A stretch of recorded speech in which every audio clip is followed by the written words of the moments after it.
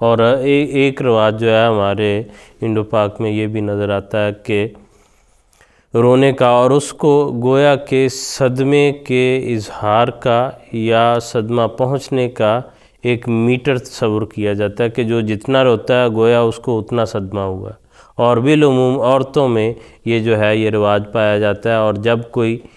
نیا اس حلقے میں جو پہلے سے موجود ہیں افسوس کے لیے، سوگ کے لیے، کوئی نیا آ کے شامل ہوتا ہے تو پھر سے رونے کے اس دور کا آغاز ہوتا ہے۔ یہ اس طرح کی بلند آواز سے آہ و بکا، اس کا جو ہے یہ بھی اس صبر کے اس مفہوم کے خلاف ہے۔ سوگ سے منع نہیں کیا، سوگ کی اجازت دی،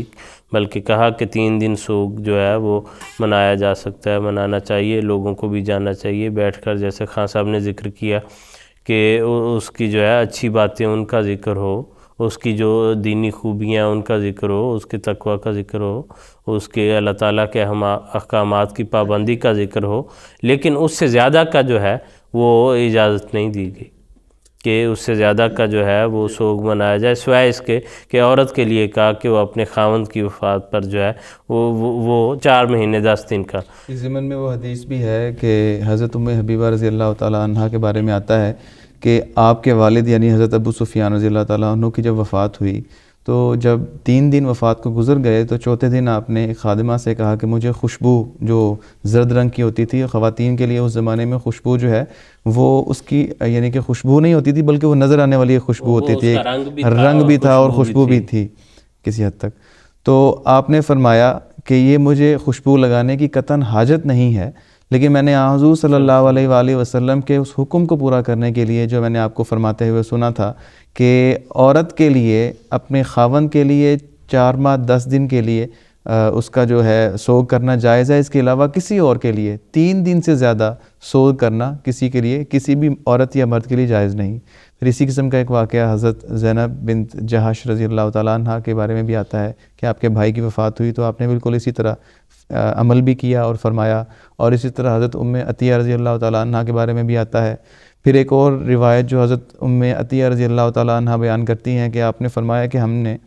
حضور صلی اللہ علیہ وآلہ وسلم سے جب بیعت کی تو آپ نے عورتوں سے، یہ مردوں سے نہیں ہوا تھا، عورتوں سے خاص طور پہ بیعت میں یہ فرمایا کہ مرنے والے کے بعد ہم اس پہ بین نہیں کریں گی، اس پہ نوحہ نہیں کریں گی۔ تو یہ بھی حضور صلی اللہ علیہ وآلہ وسلم نے خاص طور پہ عورتوں کے اندر جو ایک کمزوری پائی جا سکتی ہے اس کو بھانپتے ہوئے ان سے اس کا عہد لیا، ان سے یہ عہد لیا، اور ان تعلیمات کے نتیجے میں یہ تبدیلیاں ہمیں نظر آتی ہیں معاشرے میں۔ یعنی یہ ذکر ملتا ہے کہ حضرت خنسا رضی اللہ تعالیٰ عنہ وہ ایک بڑی جو ہے قادر الکلام شاعرہ تھیں، انہوں نے، ان کے بھائی جو ہیں 2 ان کی وفات ہو گئی، تو ایک بھائی جو مالک جو ہے اس سے ان کو خاص محبت تھی، بہت خوبیوں کا مالک تھا، اس کے یاد میں ایسے مرثیے لکھے کہ وہ کہتے دل کو کاٹ جانے والے، اور ساری عمر جو ہے وہ کہتے ہیں خود بھی روتی رہیں اور دنیا کو بھی رلاتی رہیں، اس وجہ سے ایسا وہ کلام تھا، اور یہاں تک کہ آنکھوں کی جو ہے وہ روشنی وہ چلی گئی۔ لیکن وہی خاتون ہے کہ مسلمان ہو گئیں تو ان کے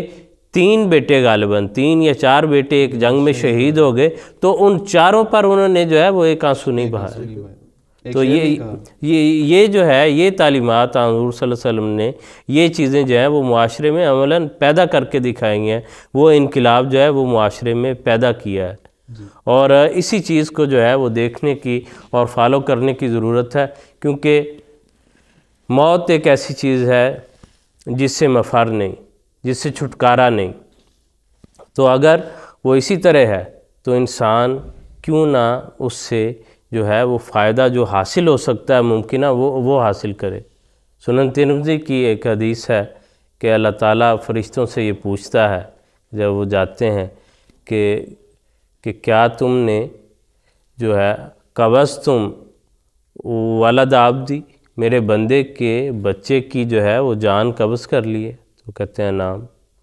ہاں ہم نے کر لی ہے۔ اللہ تعالیٰ فرماتا ہے قبضتم ثمرۃ فؤادہ،